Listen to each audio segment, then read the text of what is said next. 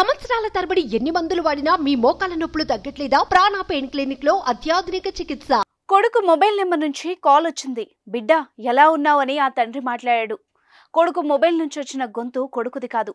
అనుమానం వచ్చి ఎవరు మాట్లాడేది అని తండ్రి కంగారుగా అడిగాడు. నేను మీ అబ్బాయి ఫ్రెండ్ను అనే మాట వినిపించింది. మా అబ్బాయి ఎక్కడా అని ఆ తండ్రి మళ్ళీ అడిగాడు. మీ అబ్బాయి చనిపోయాడు. ఆ తండ్రి గుండె ఆగినంత పనైంది. మీ అబ్బాయి గుండె నొప్పితో చనిపోయాడని వివరణతో చెప్పాడు. ఏంటి మీరు చెప్పేది అని బిగ్గరగా బెరుగ్గా ఆ తండ్రి ప్రశ్నిస్తూనే కన్నీటి పర్యంతమయ్యాడు.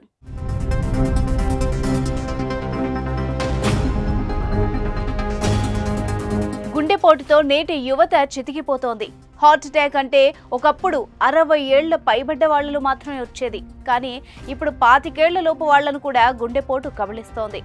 ఉరుకుల పరుగులతో బతుకుతున్న జీవన శైలితో యువ హృదయాలను నలిగిపోతున్నాయి.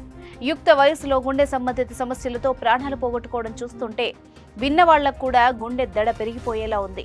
నిలబడ్డ వాళ్లు సడన్ గా కుప్పకూలిపోతున్నారు. ఏమైందో ఆరా తీసే లోపే ఆయువు ఆగిపోతోంది. గుండెపోటు మరణాలు ఇటీవల అధికమయ్యాయి. 20 ఏళ్లకే ఇంజనీరింగ్ విద్యార్థికి హార్ట్ అటాక్ వచ్చింది. గుండెల్లో నొప్పితో హాస్టల్లో ఒక్కసారిగా కుప్పకూలిపోయాడు. తోటి విద్యార్థులు గమనించి హాస్పిటల్కి తీసుకువెళ్లే లోపే చనిపోయాడు.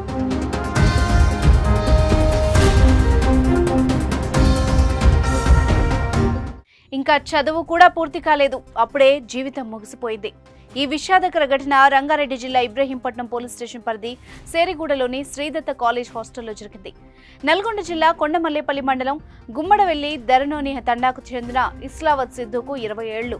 సేరిగూడలోని ప్రైవేట్ హాస్టల్లో ఉంటూ శ్రీదత్త ఇంజనీరింగ్ కాలేజ్లో diploma triple E third year చదువుతున్నాడు. మధ్యాహ్నం ఫ్రెండ్స్తో కలిసి ఉండగా సిద్ధు గుండెపోటుతో ఒక్కసారిగా కుప్పకూలిపోయాడు. వెంటనే అప్రమత్తమైన తోటి విద్యార్థులు, హాస్టల్ సిబ్బంది సిద్ధును హుటాహుటిగా సమీప ఆసుపత్రికి తరలించారు. కానీ హాస్పిటల్కి వెళ్లే లోపే సిద్ధు కన్నుమూశాడు.